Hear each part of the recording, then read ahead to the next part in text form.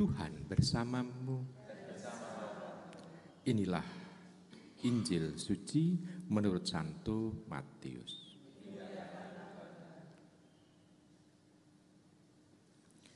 Sekali peristiwa, bersabdalah Yesus kepada orang banyak dan murid-muridnya. Ahli-ahli Taurat dan orang-orang Farisi telah menduduki kursi Musa. Sebab itu turutilah dan lakukanlah segala sesuatu yang mereka ajarkan kepadamu. Tetapi janganlah kamu turuti perbuatan mereka, karena mereka mengajarkan tetapi tidak melakukannya. Mereka mengingat-ingat beban berat, lalu meletakkannya di atas bahu orang, tetapi mereka sendiri tidak mau menyentuhnya. Semua pekerjaan yang mereka lakukan hanya dimaksud supaya dilihat orang. Mereka memakai tali sembahyang yang lebar dan jubah yang panjang. Mereka suka duduk di tempat terhormat dalam perjamuan dan di tempat terdepan di rumah ibadah. Mereka suka menerima penghormatan di pasar dan suka dipanggil rabi. Tetapi kamu, janganlah suka disebut rabi, sebab hanya satulah rabimu dan kamu semua adalah saudara. Dan janganlah kamu menyebut siapapun Bapa di bumi ini, karena hanya satu Bapamu, yaitu Dia yang di surga. Janganlah pula kamu disebut pemimpin, karena hanya satu pemimpinmu, yaitu Kristus. Siapapun yang terbesar di antara kamu, hendaklah ia menjadi pelayanmu.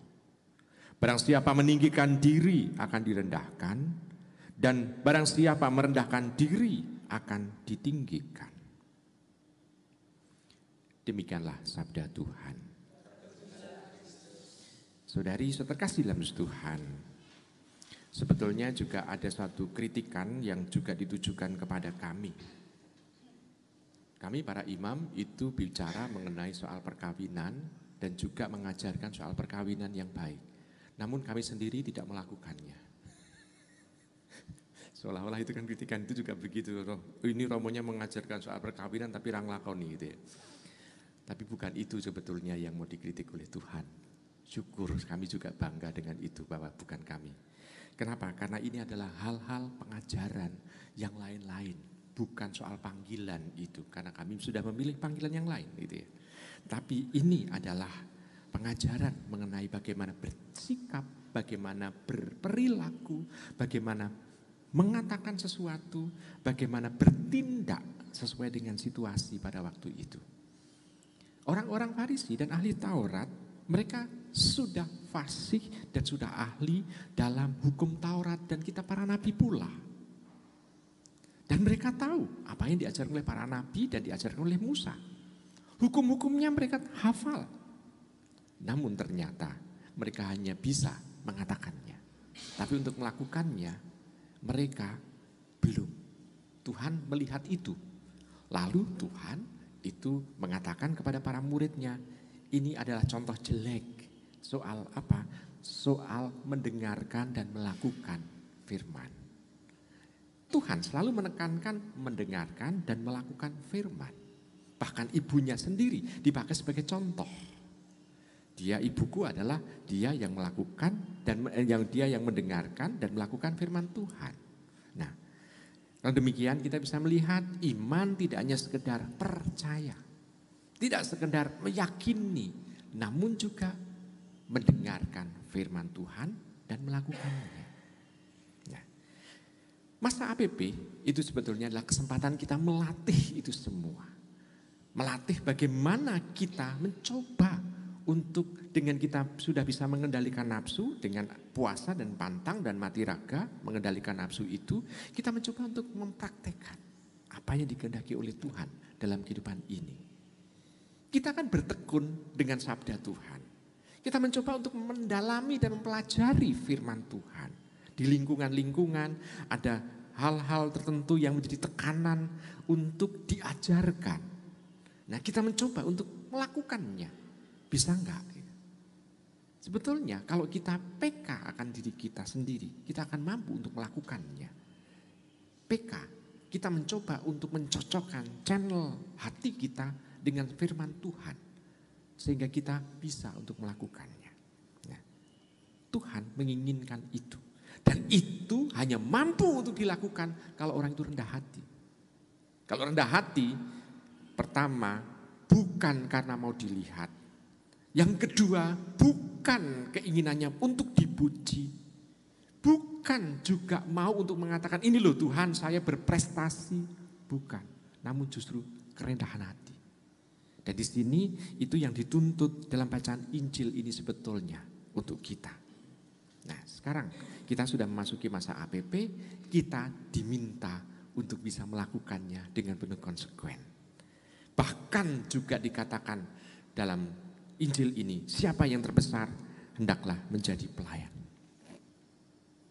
Kalau demikian kita bisa melihat kalau orang itu bisa melayani, tampak bahwa dia sudah bisa merendahkan dirinya sehingga dia bisa menerima juga kelemahan orang lain, sehingga dia bisa melayani orang lain. Jadi hanya orang yang mampu melayani yang bisa menerima mungkin kekurangan, mungkin keterbatasan, mungkin kelemahan diri. Sehingga dia mampu juga menerima kelemahan orang lain, keterbatasan orang lain, dan kekurangan orang lain. Sehingga dia mampu untuk melayani orang lain itu. Dan ini kan seolah-olah menjadi ukuran sejauh mana kita bisa melayani di situ. Kerendahan hati kita itu munculnya dari mana. Beda kalau orang itu istilahnya menyombongkan dirinya, pasti dia mau untuk dilayani. Sehingga menggunakan orang lain itu melulu untuk pelayanannya. Satu ketika ada prodiakon yang bertanya kepada saya begini, Romo, kalau orang ini, prodiakonnya bukan dari paroki kita ya, bukan dari paroki kita. Romo, orang itu saya selalu minta dikirim komuni karena katanya sakit. Tetapi pada saat musim-musim tertentu dia datang ke pekerjaannya dan dia bertekun di sana. Dan tempat pekerjaannya itu jauh dari rumah. Gimana, apakah dia dikirimi atau enggak? Berarti tampak bahwa dia hanya mau dilayani. Bukan untuk istilahnya itu keterlibatan di gereja, untuk melayani gereja dan rasa memiliki gereja kurang. Lalu saya mengatakan, suara hatimu mengatakan bagaimana? Kalau seperti itu ya lebih baik orang itu sebetulnya bisa datang ke gereja, tetapi ke tempat pekerjaan dia mau. Lalu saya mengatakan kalau di kota orang mau datang ke mall, tetapi ke gereja tidak mau terlibat. Kalau demikian orang itu mau dilayani enggak? Suara hati orang itu mengatakan, kalau begitu saya akan ngomong ke keluarganya lebih baik diantar ke gereja untuk berekaristi. Karena di tempat pekerjaannya dia bisa, namun di tempat ini. Nah maka di situ kita bisa melihat orang yang mampu untuk seperti itu tidak hanya merendahkan diri, tapi juga tidak digunakan oleh orang lain. Dia tahu melayani itu betul-betul melayani orang yang membutuhkan. Bukan melayani, juga bukan untuk menjilat. Kadang-kadang kan orang mau melayani karena nanti kalau saya melayani dia karena dia mempunyai kuasa, ya punya uang dan punya bedil gitu misalnya. Oh, kalau saya melayani dia pasti saya akan selamat gitu. Ini kan ada dalih-dalih tertentu, bukan melayani di situ, namun mempunyai dalam tanda kutip itu ungkapan bahwa ada sesuatu yang ingin didapat.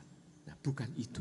Tuhan melayani di sini yang dianggap menjadi besar dalam dirinya karena kerendahan hati dan dia tidak mempunyai pamrih sedikit pun. Karena pamrihnya hanya satu, biarlah Tuhan itu yang menguasai dirinya.